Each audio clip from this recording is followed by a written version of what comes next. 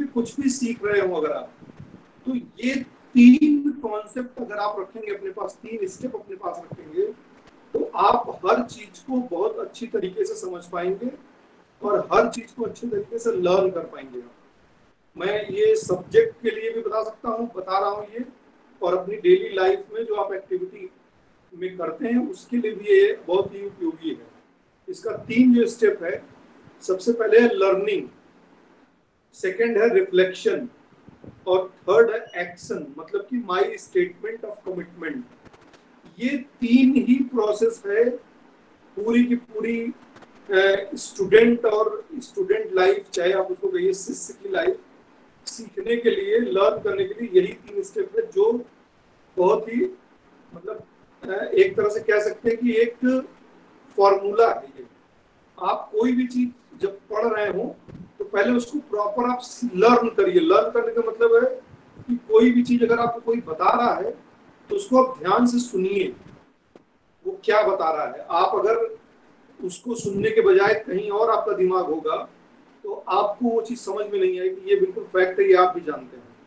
तो पहले लर्निंग होनी है, फिर रिफ्लेक्शन। रिफ्लेक्शन का मतलब हो गया कि जो बताया है किसी ने आपको, या जो आपको पढ़ाया है किसी ने, वो उसका क्या आपको मीनिंग समझ में आया। ये बहुत जरूरी है। टीचर जो बता रहा है, आप क्या उसको समझ पा रहे हैं कि नहीं समझ पा रहे हैं, और अपने दिल से समझ रहे हैं आप। जो यहाँ पे सिंबल यूज किया गया है ये रिफ्लेक्शन के लिए, कि खुद का आपका क्या इसके लिए रिफ्लेक्शन आ रहा है। जैसे मिरर होती ना, कि शीशे के सामने आप खड़े होइए तो वो पूरी आपकी इमेज वो दिखाता है। तो टीचर अगर आपको कुछ बता रहा है या कोई भी आपको कुछ बता रहा है, तो आप क्या सीख करके वो बता रहे हैं। मतलब अगर उसने आपको 100% देने की कोशिश की है, तो क्या आप 100% सीख पाए हैं जो बता रहा है वो। अगर आप 100% सीख पाए हैं, तब फिर आप चलेंगे एक्शन पे। इसको सीखने के बाद हमारा क्या कमिटमेंट होगा वो हमको देखना है। मतलब अगर आपको कोई घर में आपके सीनियर कुछ बता रहे हैं, बाबा जी, आपके दादाजी, पिताजी, कि बच्चे तुम्हें ये करना है, तो अब आपका क्या उस पर रिएक्शन है, क्या एक्शन है, वो डिपेंड करता है आपकी सीख पर। उन्होंने कहा कि आप ऐसा काम कर लो, उसको कैसे करना है उन्होंने बता दिया, आप उसको नहीं सीखे तो आप उस पर कुछ भी एक्शन नहीं कर पाएंगे। तो ये 3 बातें हैं। ये आप चाहे तो आज सेशन के लास्ट में, जब ये सेशन कंप्लीट होगा, तो अपनी कॉपी में तीनों आप लिखिएगा कि मैं क्या आपको बताया हूँ, क्या आपने सीखा है, और आप उस पर क्या करने वाले हैं। तो ये मैंने 3 आपको जनरल के बारे में बताया, बेसिक चीज है ये। अब एक चीज आपसे मैं जानूंगा, expectation from the session and me. आप थोड़ा डिसाइड करिए what you wish should happen in training, what you wish should not happen in training. आप इसमें बता सकते हैं, आप इसको अपनी कॉपी में भी लिख सकते हैं, या आप चाहें तो कोई अगर इंटरेस्टेड हो तो बता सकता है कि जो ये मेरा सेशन होगा या जो भी मैं पढ़ाने जा रहा हूं आपको, आप क्या चाहते हैं कि सेशन में क्या होना चाहिए और क्या नहीं होना चाहिए। कुछ रूल्स होते हैं ऐसे, जैसे एज ए टीचर मैं आपको कहूँ कि जब मैं क्लास में पढ़ा रहा हूँ तो कोई भी दूसरा बच्चा बात नहीं करेगा, ये मैं चाहता हूँ। और अगर कहा जाए कि क्या नहीं होना चाहिए, तो मैं एक एग्जांपल बता रहा हूँ कि मैं चाहता हूँ कि कोई भी बच्चा मेरे सेशन में क्लास छोड़ करके बाहर नहीं जाएगा कि सर मैं गो टू टॉयलेट, मैं go to drink water, like this. तो इस तरह से आप क्या चाहते हैं वो आप चाहें तो बता सकते हैं, कोई भी, anyone.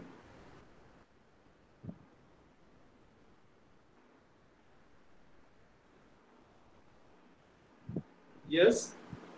on the second by myself, a third by on the second by third by my parent.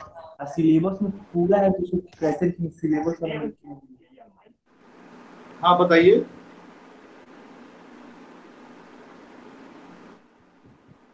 Anyone.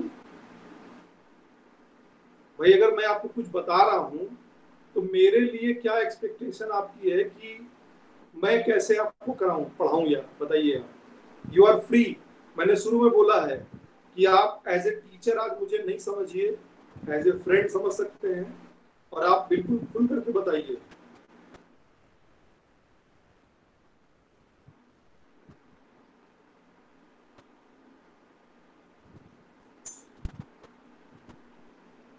Anyone?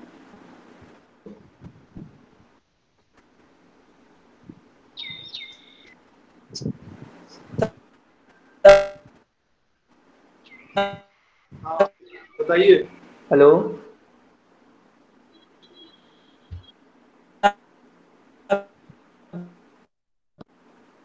आपकी आवाज थोड़ी कट रही है।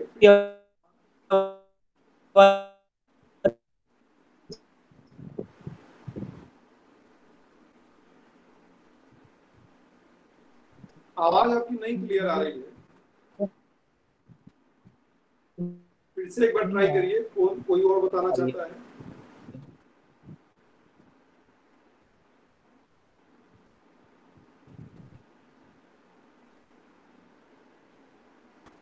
हेलो हाँ बताइए, सुन रहे हैं बिल्कुल। सर, आज के सेशन में सर मैं मेरे पर्सपेक्टिव से मुझे जो चाहिए वो चाहिए कि प्रैक्टिकल लाइफ सेशन में मिले।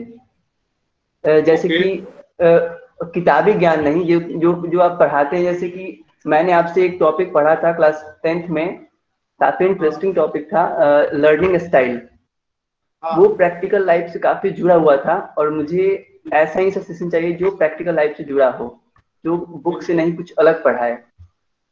अच्छा, चलिए वेरी गुड। और क्या नहीं होना चाहिए सेशन में, ट्रेनिंग में या क्लास में? तो वो जो होता नहीं है सब्जेक्ट किसी में, मतलब रूट लर्निंग होता है लाइक, वो नहीं होना हाँ चाहिए। बिल्कुल। चलिए, और कोई?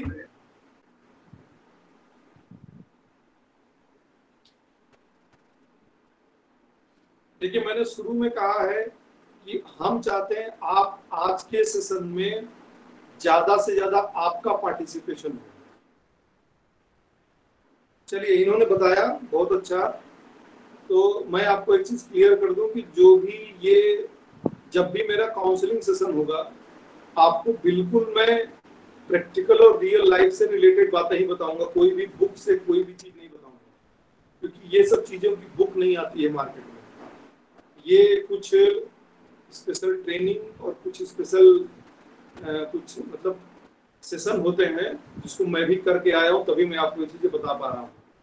तो ये बिल्कुल रियल लाइफ से रिलेटेड है और आपको यही यहाँ पर मिलेगा। चलिए आगे चलते हैं। तो एज इट इज, जैसे हम लोग एक माइंड जोग एक्टिविटी में करता हूँ हर सेशन में, तो आज की भी एक माइंड जोग एक्टिविटी बहुत ही इंटरेस्टिंग है। इंटरेस्टिंग ये है कि आज हम लोग, मेरा जो टॉपिक है मी टू वी वर्ड जो आता है, आप इस फिगर में दिख रहा होगा आपको कि मी मतलब मैं, अस, और वी मतलब हम सब। तो हम आपको मी टू वी तक ही लेके चलेंगे। जो मेरा जो कॉन्सेप्ट है मी टू वी का, तो मैं समझता हूँ कि क्लास से पहले हम लोग सबको जाने। तो एक हम लोग छोटा सा ये गेम है, अगर पॉसिबल होगा तो इसको हम लोग कंप्लीट करेंगे। ये है let's create a chain of the name of the people here. तो आपको एक नेम चेन का एक गेम बनाना है। इस गेम का एक जो फायदा है, पहले वो मैं आपको बता दूं। This is the ice break session. Ice break session मतलब होता है कि जब हम एक दूसरे से बिल्कुल फ्रेंडली हों, कहीं पे भी, अगर आप एक कम्युनिटी में बैठे हैं, आप एक क्लासरूम में बैठे हैं, तो सबसे बड़ी बात होती है कि आपका एक ऐसा फैमिलियर वहां पे माहौल होना चाहिए कि जो आपको वहां के लिए हेल्दी एक एटमॉस्फेयर क्रिएट करता है। आप अपने घर में जब रहते हैं तो आपके घर में आपके मम्मी पापा भाई बहन सब लोग होते हैं। आप सबके साथ बैठने उठने में कोई भी संकोच नहीं महसूस करते हैं। लेकिन अगर आप किसी के दूसरे के घर जाइए, आप किसी रिलेटिव के घर जाइए, तो ज्यादातर लोगों की हैबिट होती है कि वो एक अपने आप को थोड़ा सा इनसिक्योर लगता है कि यहाँ पर मैं मतलब किसी दूसरे के आऊँ, एज ए गेस्ट हूँ। तो बहुत सारी चीजें वहां पर रुक जाती हैं, बातचीत है, हर चीज है। तो इन चीजों को खत्म करने के लिए आप क्लासरूम में जब हैं, तो आप एक दूसरे से बिल्कुल फैमिलियर होने चाहिए। फॉर एग्जाम्पल, आपको एक दूसरे का नाम भी पता होना चाहिए, पता भी होगा मुझे लगता है। तो लेकिन एक गेम के थ्रू हम लोग एक दूसरे को जान सकते हैं और अपना कम्युनिकेशन या जो भी आपका बातचीत का तरीका है वो शुरू कर सकते हैं। तो इसका एक रूल है। प्रॉब्लम यहाँ पर आज है कि हम लोग क्लास में नहीं है, all of you is online, there is a no pattern, इसलिए हम कोई पैटर्न नहीं बना पाएंगे कि कौन कहाँ से शुरू करेगा।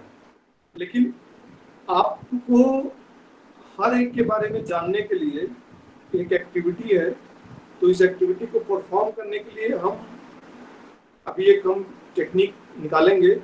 लेकिन इसमें करना क्या है कि पहले एक कोई पार्टिसिपेंट अपना नाम बताएगा, अपने नाम का एक अक्षर कोई भी आप बताएंगे। अगर आपका नाम 3 अक्षर में है तो कोई भी एक अक्षर आप अपने नाम का चूज करिएगा और उस नाम से अपने आप को आप बुलाएंगे। उसके बाद नेक्स्ट जो होगा वो पहले वाले पार्टिसिपेंट का नाम बताएगा, फिर अपना नाम बताएगा। इसी तरह से जो तीसरा पार्टिसिपेंट होगा वो पहले वाले का नाम बताएगा, फिर दूसरे वाले का नाम बताएगा, फिर अपना नाम बताएगा। तो ये हमारा पैटर्न होगा। तो पहले आप बताइए, इसके लिए एग्री हैं सभी लोग? Yes sir. बिल्कुल सर। Yes sir. आज हमारी क्लास में टोटल 37 लोग हैं। मेरी स्क्रीन पे दिख रहा है, मुझको लेकर के 37 लोग हैं। तो अब इसमें ऑप्शन है कि देखिए आपकी स्क्रीन पे ये दिख रहा होगा नाम सबका। सबसे ऊपर में आयुष कुमार का नाम दिख रहा है। तो स्क्रीन में जो नाम दिख रहा है कहिए तो मैं उसकी स्क्रीन को सामने करूंगा, वो अपना नाम बताएंगे, फिर वो अपना माइक ऑफ करेंगे और सेकंड जिसका मैं भी माइक ऑन, जिसका मैं सामने नाम लाऊंगा पिन करके, वो फिर पुराना वाला नाम बताएगा, फिर अपना नाम बताएगा। तो पहले हम लोग आयुष से शुरू करते हैं।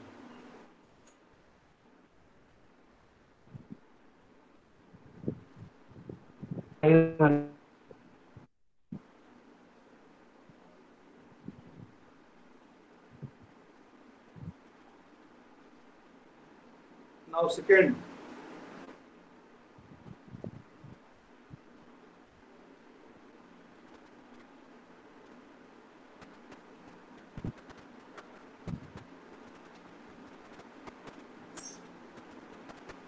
भाई आप लोग टाइम वेस्ट करेंगे तो कैसे काम होगा?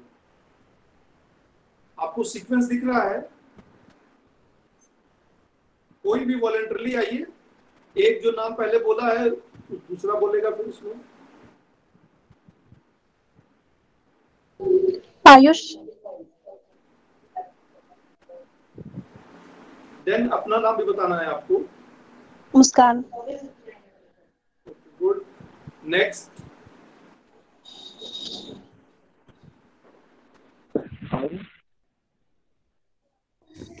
Ayush, Muskan, Ankit. Sir Ayush, Muskan, Ankit, Jyoti. Good, very good. Next. Ayush, Muskan, Ankit, Jyoti, Ankit. Good, very good. Ayush, Muskan, Ankit, Jyoti, Ankit, Pragati. Good, very good. अब बताइए बैंक, अब आप बोलिए। आयुष, मुस्कान, अंकित, ज्योति, अंकित, प्रगति, लिपिका। सर आयुष, मुस्कान, अंकित, ज्योति, आयुष, मुस्कान, अंकित, ज्योति, अंकित, प्रगति, सान्या, उल्फत। बहुत बढ़िया। देखिए जो इस गेम में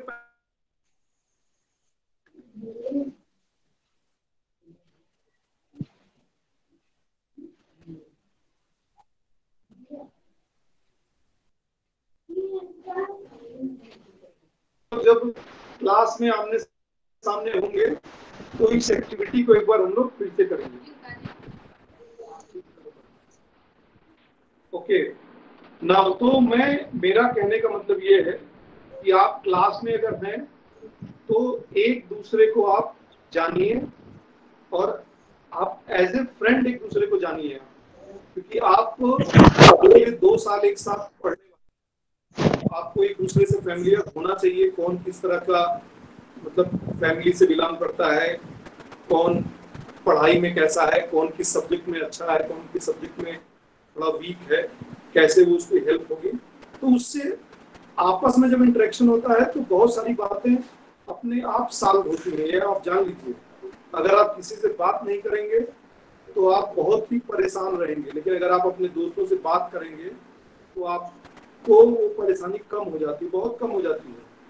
तो मेरा सीधा सा कॉन्सेप्ट ये है, नेम चेन में, ये तो नेम चेन एक छोटा सा गेम है, अभी बहुत सारे गेम इसमें होते हैं इस तरह के, तो आप एक दूसरे को जानने का और कम्युनिकेशन शुरू करने का एक तरीका है। चलिए नेक्स्ट, अब हम लोग बात करेंगे क्लस्टरिंग की। क्लस्टरिंग जो वर्ड यूज होता है आपको इस पिक्चर में दिख रहा होगा कि क्लस्टरिंग का मतलब होता है कि एक दूसरे को समझने का ये दूसरा एक स्टेप है। ये कोई थ्योरी नहीं है, कोई ऐसा इसका कॉन्सेप्ट नहीं है। क्लस्टरिंग का मतलब होता है, जैसे एक छोटा सा एग्जांपल मैं आपको बताऊं, आप जब क्लास में पहले दिन आते हैं तो आपने देखा होगा कि जो आपका, जिससे आपकी ट्यूनिंग अच्छी बैठ जाएगी आप उसके साथ बैठने लगेंगे, वो आपका फ्रेंड सर्किल में हो जाएगा। थोड़ा सा अगर आप और वाइड में जाइए तो देखेंगे लड़कियों का एक ग्रुप हो जाएगा, लड़कों का एक ग्रुप हो जाएगा। ये एक अपने आप में क्लस्टरिंग है। उसके बाद में देखेंगे कि जिसका घर आसपास होगा वो एक साथ बैठने लगेगा, जिसका घर थोड़ा दूर होगा वो अलग क्लस्टरिंग में चला जाएगा। तो इस तरह से ये क्लस्टरिंग का एक प्रोसेस होता है। तो मैं क्लस्टरिंग का एक आपको आपकी स्क्रीन पे दिख रहा है, जैसे मैंने कहा मंथ ऑफ द बर्थ। अब जिन लोगों का जन्म जनवरी महीने में हुआ है उनकी एक क्लस्टरिंग हो जाएगी, जिन लोगों का जन्म फरवरी में हुआ उनकी एक क्लस्टरिंग हो जाएगी। तो इस तरह से आप क्लस्टरिंग करेंगे। सिबलिंग्स, सिबलिंग मतलब जिसके पास में एक भाई बहन है उसको एक कैटेगरी में क्लस्टरिंग कर सकते हैं। जिनके पास अकेले सिंगल गर्ल चाइल्ड है, सिंगल बॉयज चाइल्ड है, एक क्लस्टरिंग हो गई। इस तरह से किसी के पास घड़ी है, दैट इज द एक अपने आप में अलग क्लस्टरिंग है। मतलब जिनके पास घड़ी है वो एक साथ हो जाए, जिनके पास नहीं है वो अलग हो जाए, ये भी एक तरीका है। जिसको चाय बहुत ज्यादा पसंद है एक क्लस्टर में, जिसको कॉफी पसंद है वो एक क्लस्टर में हो जाए। तो ये मतलब एक प्रोसेस होता है। मूवी वॉज डन 5 टाइम्स, कोई ऐसी मूवी जिन्होंने 5 बार देखी हो, कोई भी मूवी, तो वो एक क्लस्टर में जा सकता है। सिंग और कंपोज, कोई गाना गाना जानता है अच्छा, वो एक क्लस्टर में आएगा। जो बनाना जानता है, तो ये एक तरीका है। Food enjoy, interest in math, can be pranayama, assessing the elevators, कौन एलिवेटर पे आसानी से चल जाएगा, age group, year of experience, can use computer for teaching and personal growth, activity engaged with the children other than study, sports। तो ये clustering का तरीका है। तो इसका सबसे बेस्ट होता है कि आप देखिए, इसका पर्पस ये नहीं कि मैं आपको ग्रुपिंग करूंगा, नहीं, आप एक दूसरे को समझ पाएंगे। मैंने कहा कि किसको चाय पीना अच्छा लगता है, चाय जिसको अच्छा लगता है हो सकता है वो एक क्लस्टर में हो। कभी हमारे क्लास में कोई फंक्शन ऑर्गेनाइज होगा तो ये पता रहेगा किसको चाय अच्छी, किसको कॉफी पसंद है, किसको कोल्ड ड्रिंक पसंद है। That is the process. ये भी एक तरह से समझने का तरीका है। इसका एक बहुत बढ़िया गेम होता है बिंगो। बिंगो कभी आपने देखा है किसी ने खेल? एनीवन? ओके, कोई बता रहा है? Yes sir. Yes sir. Bingo में क्या होता है? माइक ऑन करो, बताओ थोड़ा सा। बताओ सर वो बताओ अंकित। हाँ सर, वो एक 1 to 25 तक अंक लिखा जाता है। और जो 2 दोस्त रहते हैं, एक जो बोलेगा नंबर वो उसको काटेगा, और फिर वो जो बोलेगा वो उसको काटेगा। जिसका 5 एक सेम हुआ उस फिर बिंगो में करेगा। बिल्कुल सही बताया इन्होंने। जैसे मैं थोड़ा बिंगो दूसरा, जैसे मान लीजिए कि मैंने बोला कि किसको खेल पसंद है, क्रिकेट पसंद है फॉर एग्जांपल, तो अपने पेज में आप लिख लेंगे यस, मतलब क्रिकेट, लाइक क्रिकेट, उसके आगे यस। ऐसे ही सब लोग लिख लेंगे, लेकिन कोई किसी को अपना आंसर दिखाएगा नहीं। ओके, नाउ जब मैं आपसे कहूंगा आप उस पर्ची को आप डिस्प्ले करके अपने एक दूसरे को ढूंढिए आप कि किसको क्रिकेट पसंद था। तो जिसने 5 लोगों को ढूंढ लिया या 3 लोगों को ढूंढ लिया वो कहा मेरा बिंगो हो गया। तो उसका मतलब हो गया कि आपके क्लास में आपकी पसंद के 5 लोग हैं जो आपकी जैसी सोच रखते हैं। मैंने कहा किसको खाने में वेजिटेरियन है, ज्यादा वेजिटेरियन खाना पसंद है, तो उसने लिख दिया लाइक वेजिटेरियन यस। अब आपको कहा गया कि अब उन 5 को आप ढूंढ लीजिए जल्दी से। तो जो पहले ढूंढा वो, लेकिन ये एक एक्टिविटी है कि सिर्फ आप अपने आप को समझ सकते हैं, अपने आप को जान सकते हैं कि मेरी जैसी सोच वाले कितने लोग यहाँ पर हैं। हो सकता है कोई ऐसा भी काम हो जो कोई बच्चा नहीं किया हो, केवल आप अकेले हो, तो उस काम के लिए आप स्पेशल हैं। तो दैट इज द बिंगो। ये भी एक दूसरे को जानने का तरीका है, क्लस्टरिंग का तरीका है। तो मेरा पर्पज ये था कि आप अपने आप को जानिए, और ये मी टू वी का एक दूसरा स्टेप है। मैं से हम तक जा रहे हैं हम। तो अब इसके बाद में एक हम लोग थर्ड एक्टिविटी देखेंगे। ये थोड़ा सा अब हम आपको लाइफ के लिए लेके चल रहे हैं, अपने रियल लाइफ में क्या होता है, need and challenges of the children and families. तो पहले आप how do I reach out to them, अपनी पहले आप आवश्यकता को, अपनी जो नीड्स है उसको पहचानेंगे, और जो चैलेंजेस हैं आपकी लाइफ के और आपके खुद के बच्चों के, फैमिली के, उसको पहचानिए। तो आप कोशिश करेंगे तो पहचान पाएंगे, लेकिन अभी थोड़ा सा मैं आपको बताऊंगा क्योंकि आप अभी इस लेवल पे एक्सपीरियंस नहीं है। तो मैं आपको बताता हूँ कि कोई भी लाइफ में बच्चों के लिए या किसी चीज के लिए 8 ये चीजें जो मुझे लगता है कि बहुत ही जरूरी है, इसमें और भी हो सकती हैं। तो कोई भी बच्चा या कोई भी चाइल्ड अपने घर में स्टूडेंट अपने घर में छोटा है या लर्निंग स्टेज में है, तो उसको देखिए security, stability, consistency, emotional support, love, education, positive role model और स्ट्रक्चर। ये मुझे लगता है ये कुछ 7-8 जरूरतें हैं जो हर बच्चा अपने लिए चाहता है। वो सिक्योर होना चाहता है, मैं हर जगह से सिक्योर रहूं, मुझे कोई नुकसान नहीं पहुंचा सके, चाहे वो पढ़ाई में हो, चाहे वो घर में हो, चाहे वो रियल लाइफ में हो। वो सिक्योर अपने आप को फील करना चाहता है, वो कभी अपने आप को फेल नहीं होने देना चाहता है। दूसरा स्टेबिलिटी। मेरी आवाज क्लियर आ रही है आपको? नो सर, कट कट के आ रही है सर, क्लियर नहीं आ रहा है। क्लियर नहीं आ रहा है तो दूसरी बात होती है स्टेबिलिटी।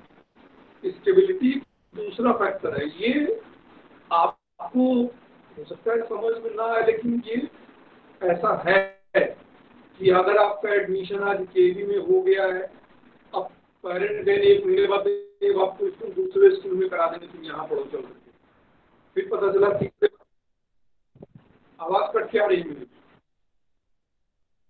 ओके, हाँ सर। मैं वीडियो बंद कर दूं तो आएगी। यस अब मेरी आवाज क्लियर आ रही यस है? सर। अब आवाज क्लियर आ रही है मेरी? Yes sir. तो नेट का यूज ज्यादा होता है, कैमरा मैंने ऑफ कर दिया है, ठीक है। हाँ चलिए।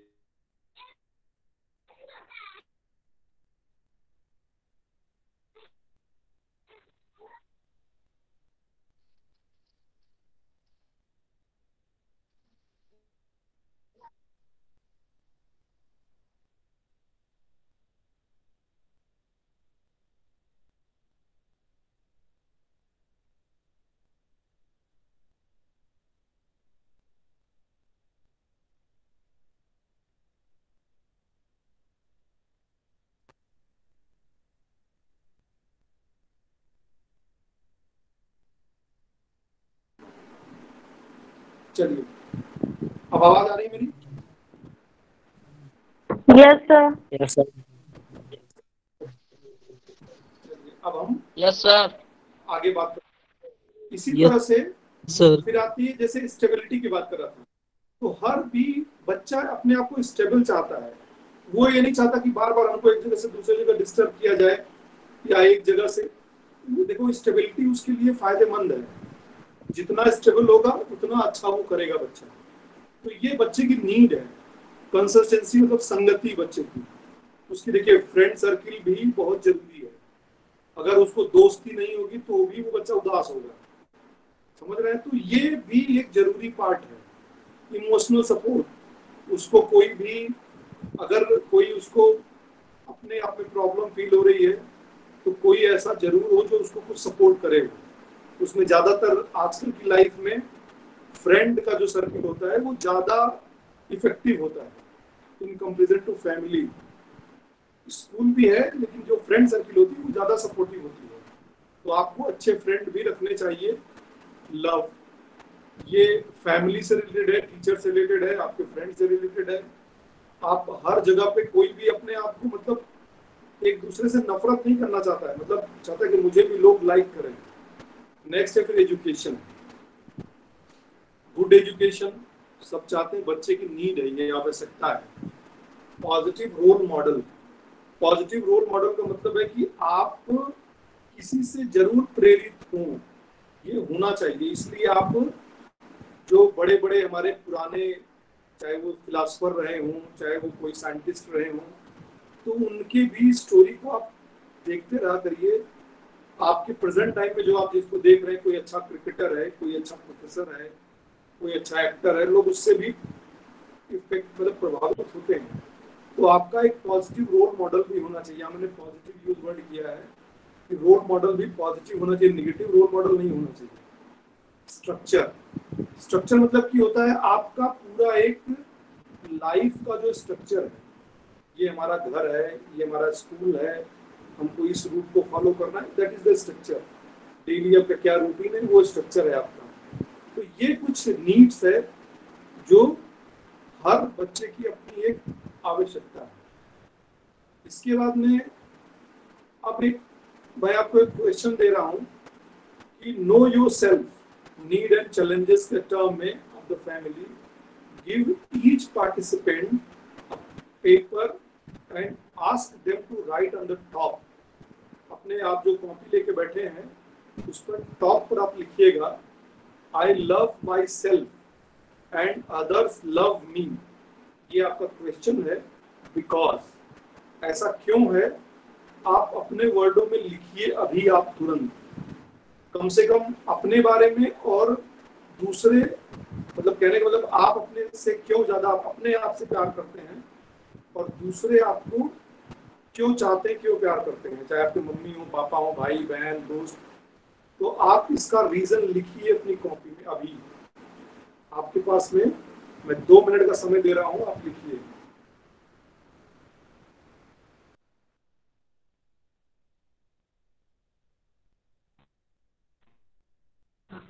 सर एक बार फिर से बोलिए, क्लियर आवाज, आपका आवाज नहीं आ रहा था। आपकी स्क्रीन पे लिखा हुआ है, जो प्रेजेंटेशन में आ रहा है स्क्रीन पे, प्रेजेंटेशन आ रहा है कि नहीं? नहीं सर। नहीं sir. No sir. Just a minute, just a minute, मैं समझ गया प्रॉब्लम है इसलिए नहीं आ रहा है, रुक जाइए।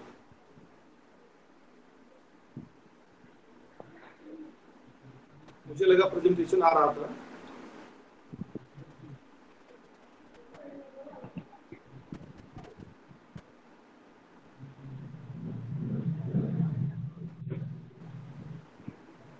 चलिए, आपकी स्क्रीन पे आप देखिए ये क्वेश्चन लिखा हुआ है।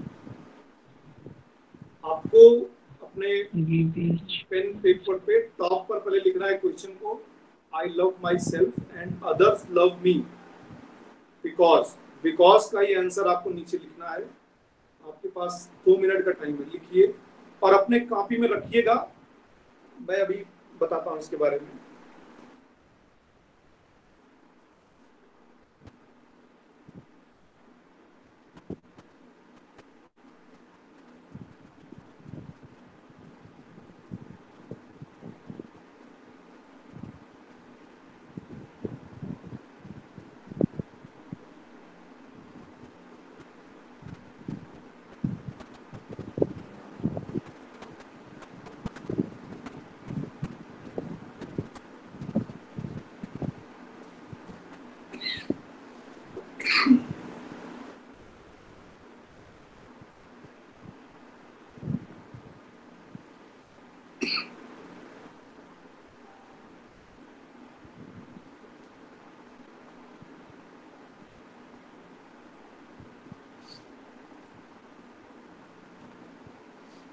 लिख लिया सभी ने?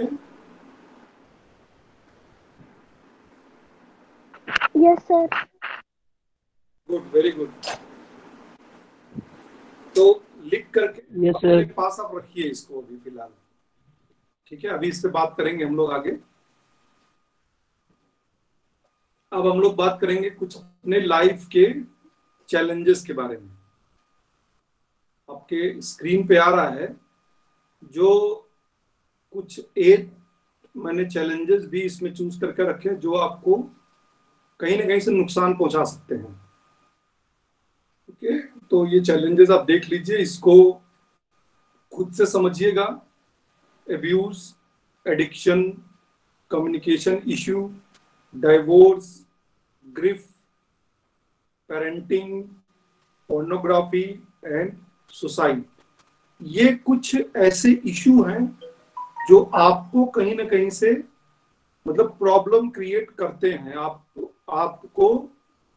आपको ये लगेगा नहीं, लेकिन ये हर जगह में, चाहे वो फैमिली में आपके हो, चाहे वो आपकी अपनी पर्सनल लाइफ में हो, आपके अगल बगल के फ्रेंड में हो, तो ये हर चीजें कहीं ना कहीं से आपको इफेक्ट करती हैं।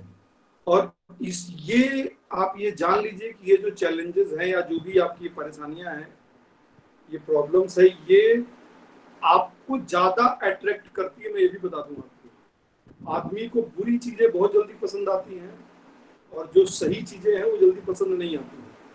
तो ये आपको सोचना है कि क्या मेरे लिए सही है, क्या गलत है, ये आपको जानना है। इसमें जितने भी 8 टर्म ये लिखे हैं, इसके अलावा भी हो सकते हैं, क्योंकि हर एक की लाइफ की अलग अलग प्रॉब्लम्स होती है। किसी की जरूरी नहीं कि सबकी एक प्रॉब्लम हो। फैमिली में भी प्रॉब्लम होती है, आपके सोसाइटी में भी प्रॉब्लम होती है, बोलने और बात करने के तरीकों में प्रॉब्लम होती है। जो डाइवोर्स वर्ड किया है ये भी फैमिली से रिलेटेड है। ग्रीफ, आपके घर में अगर कोई शोक है तो भी ये प्रॉब्लम है। तो प्रॉब्लम को आपको हावी नहीं होने देना है, उस प्रॉब्लम से तुरंत आपको निकलना है। निकलने के भी तरीके हैं। आप अपने आप को अपनी जो आपके लिए जरूरी है डेली रूटीन में, उसमें आप इन्वॉल्व करिए, अपने आप प्रॉब्लम से बाहर आइए। और प्रॉब्लम कोई भी हो उसका सोल्यूशन भी होता है, और सोल्यूशन भी आपके पास ही होता है। ये जो जितने भी टॉपिक लिखे हैं ये अपने आप में एक एक टॉपिक, एक एक काउंसलिंग सेशन के लिए, लेकिन मैंने आपको एक ब्रीफ में कर दिया है।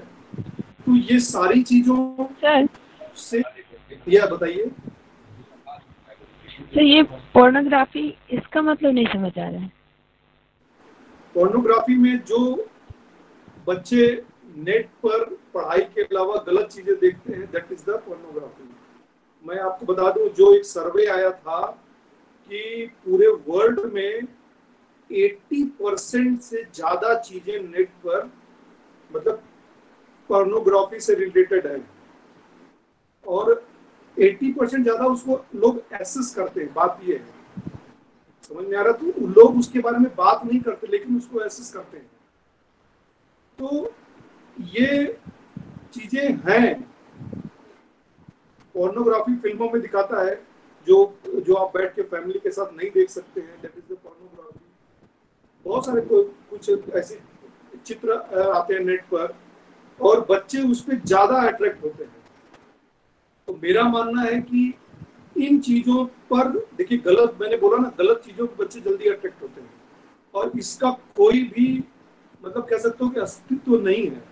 ये जितनी भी चीजें हैं आपकी लाइफ में है, इसका हर एक चीज का एक समय होता है। आपकी मैरिज लाइफ शुरू होगी तो सारी चीजें आपको समझ में आएंगी, लेकिन आपकी लाइफ में एक दिन वो आना है, तो क्यों आप अभी परेशान हैं उसके लिए? तो सीधा सा ये है कि इस पर भी डिटेल में पूरी बातें की जाती हैं, और इसका पूरा एक सेशन भी मेरे पास है। वो कभी होगा तो मैं वो लाइव सेशन हम लोग करेंगे आमने सामने, इस पर हम लोग बात करेंगे। तो देखिए, हेलो सर। क्या? हाँ सर, व्हाट इज पेरेंटिंग? बताइए। सर, पेरेंटिंग मतलब कि, हाँ पेरेंटिंग में सुन रहा हूँ। पेरेंटिंग होता है कि आपके जो माता पिता हैं आपको किस तरह से पाल रहे हैं। देखिए, पेरेंटिंग में 4 तरह की पेरेंटिंग बनाई गई है। उसमें उसको पेरेंटिंग को दो कोऑर्डिनेट पे रखा गया है। एक पे होता है कंट्रोल और एक पे होता है लव। लव और कंट्रोल दो अलग अलग वर्ड है। अगर आपकी पेरेंटिंग में आपके पेरेंट आपको बहुत ज्यादा प्यार भी करते हैं लेकिन उतनी ही ज्यादा कंट्रोलिंग भी रखते हैं, that is the good parenting या बेस्ट पेरेंटिंग होती है। या आपको जितना वो प्यार दे रहे हैं उतना ही आप पर अनुशासन भी उनका है। अगर पेरेंटिंग में प्यार ज्यादा है, अनुशासन बिल्कुल नहीं है, तो वो पेरेंटिंग अच्छी नहीं है। या आप में प्यार नहीं है, अनुशासन बहुत ज्यादा है, तो भी वो पेरेंटिंग अच्छी नहीं है। और अगर दोनों ही कम है, नहीं है, मतलब ना आपको पेरेंट आपके प्यार करना चाहते हैं ना आपके अनुशासन रखना चाहते हैं, तो ये सबसे ही अनइन्वॉल्व पेरेंटिंग कहलाती है। तो ये कैटेगरी है पेरेंटिंग की, इसका भी एक पूरा मतलब सेशन है। लेकिन मतलब कहने का मतलब है कि आपके पेरेंट किस तरह से आपको पाल रहे हैं। आपने पेरेंट ने एडमिशन करा दिया, ठीक है, हमने बोला कि पेरेंट मीटिंग है, जरा आप आ जाइए, उनके पास टाइम नहीं है, क्या ये अच्छी बात है? तो ये पेरेंटिंग नो सर। आपके पेरेंट, हाँ, तो ये मतलब पेरेंटिंग का यही मैं बोलने का तरीका है कि जो ये बच्चों के लिए चैलेंज है। अगर आपकी पेरेंटिंग सही नहीं है तो आपको नुकसान हो सकता है लाइफ में। पेरेंटिंग अगर अच्छी है तो उसके बारे में भी बात करेंगे हम लोग नेक्स्ट। मैं कोशिश करता हूँ नेक्स्ट सेशन में आपको पेरेंटिंग पर ही बात करेंगे। वो अपने आप बहुत इंटरेस्टिंग सेशन है तो ये आपके पेरेंट के लिए। लेकिन अगर आप एग्री करेंगे तो अपने पेरेंट को साथ लेके बैठिए तो ज्यादा अच्छा होगा। आप लोग मुझे बता दीजिएगा ग्रुप में कि अगर इस पर आप लोग कोई सेशन चाहते हैं तो मुझे बताइएगा, मैं उसको तैयार करके कराऊंगा आपको पेरेंटिंग का सेशन, ठीक है। तो ये कुछ लाइफ के चैलेंजेस हो गए। अब इसके बाद में हम लोग देखते हैं सेशन 3 में काउंसलिंग प्रोसेस में आपको थोड़ा सा ब्रीफ करना चाहूंगा कि काउंसलिंग में होता क्या है। देख लीजिए, मैंने शुरू में भी बोला है कि हम लोग प्रॉब्लम पर बात नहीं करते, ज्यादातर हम लोग सोल्यूशन पर बात करते हैं। आप डॉक्टर के यहाँ जब जाते हैं तो डॉक्टर आपसे पहला क्वेश्चन क्या पूछता है, बच्चे क्या प्रॉब्लम है पहले आप मुझे बताओ, होता है ऐसा। लेकिन हम काउंसलिंग प्रोसेस में हम ये नहीं पूछते आपको क्या प्रॉब्लम है, आपके साथ अच्छा क्या पहले वो बताइए मुझे, क्या आपको अच्छा लगता है वो बताइए हमें। तो लेकिन ये सारी चीजें जब बात करने से समझ में आती है। मैंने आज शुरू में बोला था कि आप क्लास में इस तरह की क्लास में बिल्कुल ओपनली आइए। आप ये मत सोचिए कि मैं टीचर हूँ, मैं आज टीचर की तरह से नहीं पढ़ा रहा हूँ आपको। अभी टीचर की तरह वाली क्लास जब होगी तो वो भी कराऊंगा मैं, तो या मेरी पिछली क्लास टीचर की तरह से थी। तो काउंसलिंग प्रोसेस में जब तक आप मुझे अपनी बातें सारी नहीं बताएंगे आपको उसका सोल्यूशन नहीं मिलेगा। काउंसलिंग के कुछ अपने रूल्स भी हैं। हम आपकी कोई भी प्राइवेट बात किसी को शेयर नहीं करते, ये हमारा अपना फार्मूला है, रूल है ये मेरा। अगर मान लीजिए आपको अपने घर में अपने मम्मी या पापा से ही प्रॉब्लम है फॉर एग्जांपल, तो आप मुझे प्रॉब्लम सोचेंगे, मुझे बताएंगे तो मैं आपके पापा मम्मी को बता दूंगा कि आपका बच्चा ऐसे मुझे बता रहा था। नो, ये काउंसलिंग का मेरा प्रोसेस नहीं है। हम ये नहीं बताते हैं जब तक आप मुझे परमिशन नहीं देंगे कि मैं आपके पिताजी से बात करूं या ना करूं। काउंसलिंग एक इंडिविजुअल प्रोसेस है। हम एक बार में एक व्यक्ति से बात की जाती है, उसकी खुद की प्रॉब्लम अलग होती है, दूसरे की प्रॉब्लम। आपकी क्लास में अगर आज 40 बच्चे यहाँ पर हैं तो 40 बच्चों की प्रॉब्लम अपनी अलग अलग होगी। हम आपको एक साथ एक क्लास में बैठ कर नहीं पढ़ा सकते। काउंसलिंग क्लासरूम का पार्ट नहीं है। ये तो हम जनरलाइज बना के आपको बता रहे हैं कि सब लोग इसमें कवर होते हैं, लेकिन हर एक बच्चे की अपनी अलग प्रॉब्लम होती है और हर बच्चे का अपना एक सोल्यूशन होता है। ओके, तो ये काउंसलिंग का तरीका, रास्ते कई आपके पास हैं। आप किसी भी प्रॉब्लम में जब रहेंगे तो उसके सोल्यूशन कई होंगे। आप सोल्यूशन को ट्राई करना है, आपको कौन सा बेस्ट है कौन सा नहीं बेस्ट है वो भी आपको खुद ट्राई करना है। हम केवल आपको फैसिलिटेट करेंगे कैसे आपको ये करना है। देख लीजिए 3 लेवल ऑफ द काउंसलिंग। इसमें सबसे पहले इमीडिएट, एक 3 स्टेप होते हैं इसके। पहला है इमीडिएट। इमीडिएट मतलब तुरंत क्या स्टेप लेना है आपको, removal of the stress, removal of और फ्रॉम द स्ट्रेस। तनाव से दूर हो जाइए तुरंत। सुरक्षित और शांत वातावरण करिए। झूठे वादे के बिना आश्वासन देना। यदि आवश्यक हो तो मेडिकल ट्रीटमेंट के लिए जाइए आप। ये 3 मतलब है कि पहले खुद को सिक्योर करिए, स्ट्रेस से दूर हो जाइए, और जरूरत हो तो आप तुरंत मेडिसिन भी ले सकते हैं। ये इमीडिएट काउंसलिंग का जो सोल्यूशन है, अगर ज़्यादा प्रॉब्लम है तो ये इसका सोल्यूशन है। इसके लिए भी अलग अलग तरीके हैं, स्ट्रेस से कैसे दूर होना है, कैसे सिक्योर होना है, ये सारा आपको मालूम है कि मैं इससे कैसे सिक्योर होऊंगा। और मेडिकल अटेंशन के लिए उसके लिए डॉक्टर उसका फील्ड है अपना। दूसरा फिर है इंटरमीडिएट। इंटरमीडिएट में ये इसके लिए मेरे पास कुछ समय होता है, थोड़ा समय होता है। इसके लिए फिर आपका जो प्रोसेस है, providing emotional and social support to face situation, जो आपके सामने स्थिति है उससे तुरंत कैसे इमोशनली आपको सपोर्ट किया जा सकता है वो देखा जाता है। Listening to the child, understanding from his perspective, give help their perspective, enhance coping strategy. पर आपको बचने का तरीका, आपको सुनना समझना। लास्ट में फिर है retaining with the social environment, मतलब कि आप अपने कैसे पुनः अपने सोसाइटी में जा सकते हैं।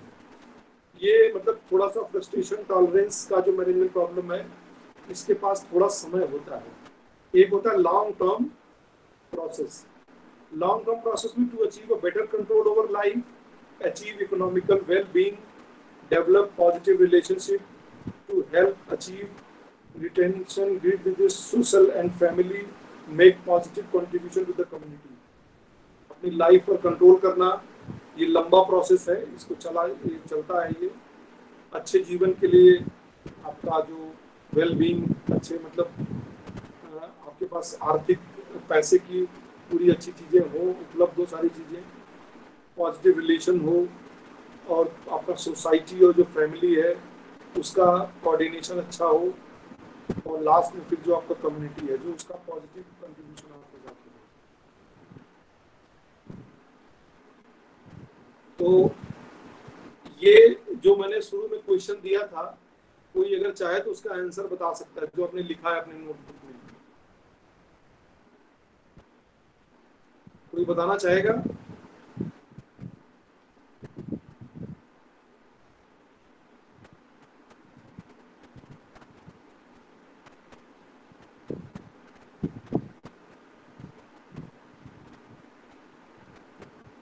Anyone? Yes, sir. बताइए।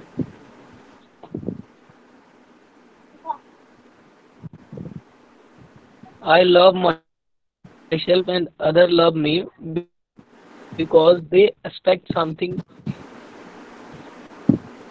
from us. Because? Okay. Anyone और कोई? They expect something from us. मतलब आपसे कोई, उनको कोई रिक्वायरमेंट है इसलिए आपको वो लव करते हैं। और कोई? No, sir.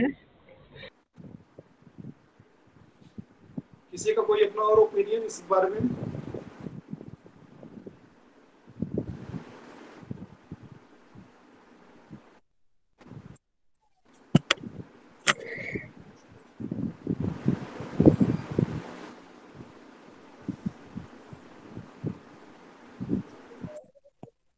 Sir, other loves us because they care for us.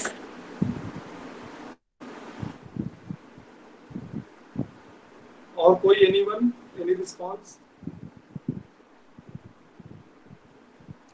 Yes, sir. I love myself because self-love motivates me a lot and make a healthy choice in life. And other loves me because I respect them, I aware them of the problems which may happen because what they do. Okay, good. और anyone?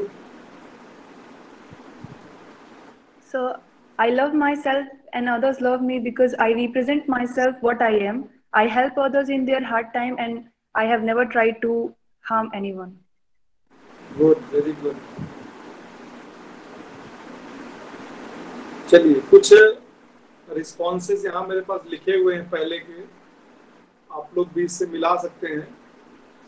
तो कुल मिला करके जो आज का जो topic था मी टू वी का, आप खुद को अपने आप को समझिए और खुद को बेटर बनाइए। और एक जो आपका क्लास का ग्रुप है, उस ग्रुप में हेल्दी और कह सकते हैं कि एजुकेशनल जो भी एटमॉस्फेयर है बनाने की कोशिश करिए आप। देखिए बच्चों की थिंकिंग क्या होती है कि हम अकेले कैसे करेंगे, हमने आज कर दिया दूसरा नहीं करा तो क्या फायदा है इसको करने से। तो ये थिंकिंग आपको निकालनी, क्योंकि जब आप खुद शुरू करेंगे तभी सब शुरू करेंगे आप।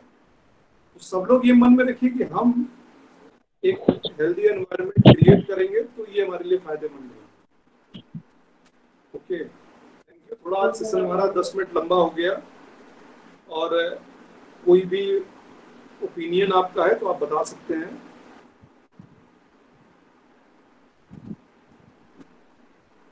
Okay, thank you. आप लोग अब क्लास छोड़ सकते हैं, और जो भी ये मैं स्लाइड आपको सेंड कर दूंगा। Thank you, sir. Thank you, sir. Thank you, sir. Thank you, sir. Thank you, sir.